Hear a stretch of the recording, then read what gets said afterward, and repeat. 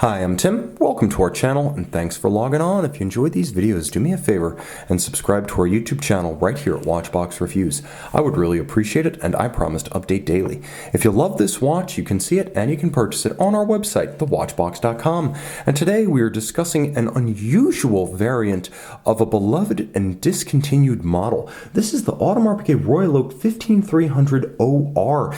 39 millimeters in red gold. It features a junction of Royal Oak case, lugs, and strap, an unusual arrangement for a watch that in its ancestral and classical form was always designed to integrate bracelet and case, not strap and case. The look is striking and the contrast compelling. The fit is also excellent. On my 16 centimeter circumference wrist, the watch wears broad, flat, and comfortable. 39 millimeters in diameter. I measure the timepiece only 9.4 millimeters thick. Remember, a Submariner is about 12.8 to give you a common reference that most folks can relate to. This is a slim watch. Lug to lug, it is broad, as Royal Oaks tend to be. 49.5 millimeters lug to lug, but if you include those double plot end links on each side, they are rigid, they do flare out, and they extend the watch to a more substantial 54.2 across the wrist. I would recommend the watch for wrists as small as 14.5 centimeters circumference, but probably not any smaller. I would go with a mid-size after that point.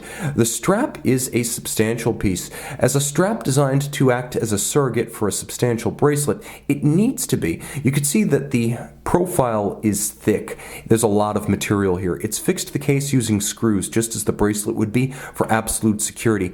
It's tapered, cut, and profiled to perfectly match the swell of the lugs. It matches their lateral thickness, it matches their taper from the top, and you can see that the strap itself is not the hornback associated with the offshore. This is a flat rectangular scale gaiter that's designed to be a bit more elegant rather than aggressive. There's a monotone stitch in black and a substantial deployant clasp that adds quite a bit of heft to the watch as a total, and you can see that it's polished internally, AP logo style buckle, and of course a lot of material there. So if you like to have the counterbalancing effects of a bracelet, you're not going to miss them with this watch because you have that clasp on the underside.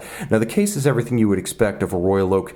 The degree of attention to detail is second to none. You can see the crease continues perfectly from the bezel through the mid case into the case back. You can see that the bevel continues from the mid case right down the hoods of the lugs, and it swells beautifully, symmetrical from side to side down to the fraction of a millimeter despite being artisanally rendered. The satin of the case top and lug hoods is gorgeous and perfectly aligned with the satin atop the bezel itself, which you can see contrasts beautifully with the polish of its rounded sides as well as the polish of its inset and slightly recessed white gold hexagonal bezel bolts. The screw down crown features a hex form that mirrors the bolts, and in profile you can see that the case has a hairline expression of the bezel gasket, always a very muted but ever-present design accent of the Royal Oaks. Jump into the dial, you can see it is the Grande Tapisserie. Petite Tapisserie is the traditional jumbo. Grande Tapisserie is the 15300 or the later 15400 to 15500, and Mega Tapisserie is what you get on the offshore.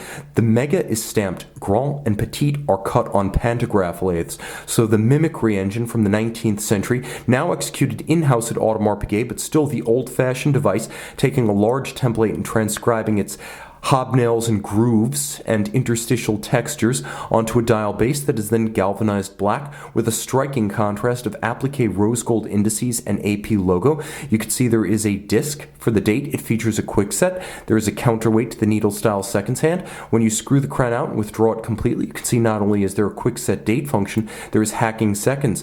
The date itself, I can show you the quick set because we're not in the danger zone.